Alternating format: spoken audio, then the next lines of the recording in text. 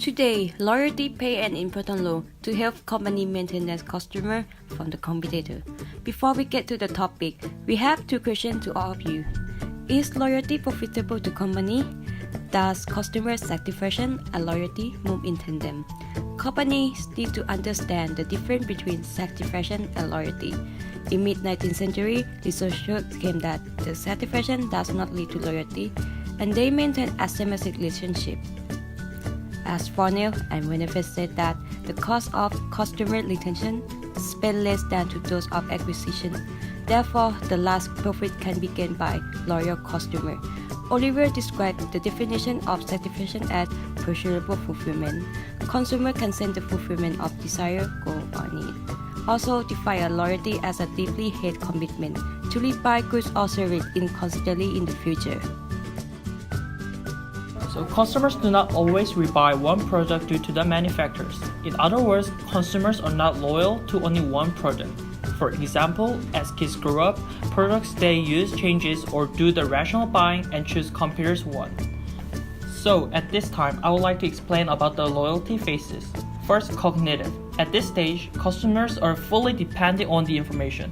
Therefore, in order to attract those consumers, using visual aids such as SNS advertisement would work effectively.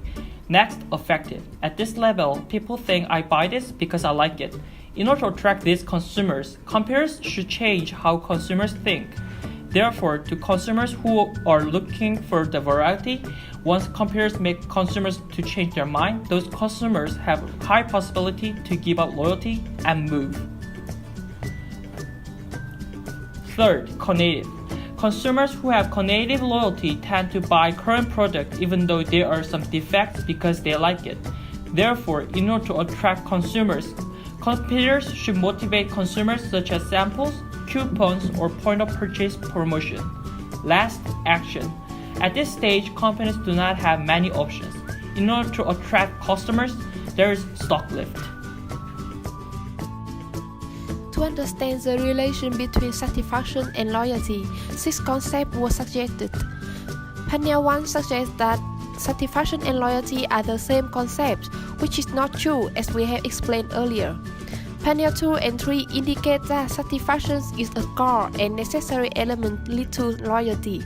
However, there are situations in which satisfaction exists without loyalty, or loyalty exists without satisfaction, such as buying a product because it was solely produced by their own country's company. Panel 4 suggests that a superordinate concept, ultimate loyalty, in which consumers prefer to buy the particular product or service against own odds and at own cost. But there are variants of loyalty other than ultimate loyalty. Panel 5 shows that satisfaction and loyalty are in an overlapping posture. However, like panel 2 and 3, it fails to demonstrate the independence of satisfaction and loyalty. Panel 6 proposes the most appropriate relation between loyalty and satisfaction, that satisfaction is transformed into loyalty, much like a caterpillar is transformed into butterfly. Once the loyalty is established within the customer through satisfaction, the two are separate from each other and some other factors start contributing in maintaining loyalty. Now, let's move to the framework of loyalty issues where it is influenced by individual fortitude and community support. First, product superiority is where the customer relies on product information only and compare them, because they don't receive any community support or have personal motivation to buy a particular brand. For example, Nancy wants to buy a new phone, but she is not a loyalty of any brands, so she only picked the product based on the one that matches her needs. Next, when customer fortitude is increased, it brings to the level of determined self-isolation, where the customer adopts loyalty with the brand and does not wish to be influenced by other brands, so that they rebuy the same brand. Third, village involvement is the level that customer joining social alliance which is shared from outside influences. For example, Nancy is satisfied with one of product from band B, and she developed her interest to buy other product from the band. So she is persuaded to be one of the community in order to be able to get the product information update from band B.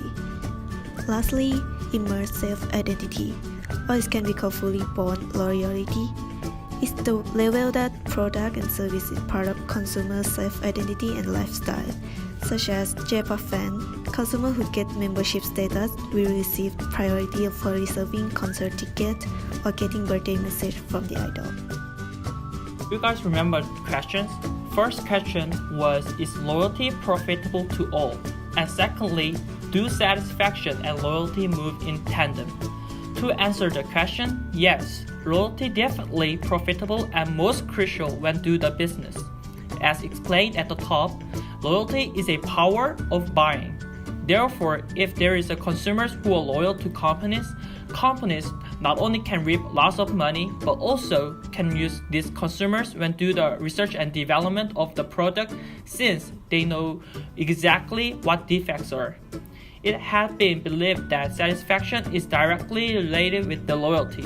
Again, as we explained so far, somehow satisfaction may lead to the loyalty, but satisfaction itself does not mean loyalty due to the factors we have discussed so far.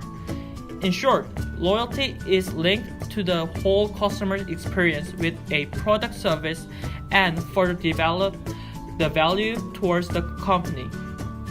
Because of this, the loyal customers are the key to successful future in any business environment, and every organization should focus on how to create loyalty in customers' mind and make it sustain.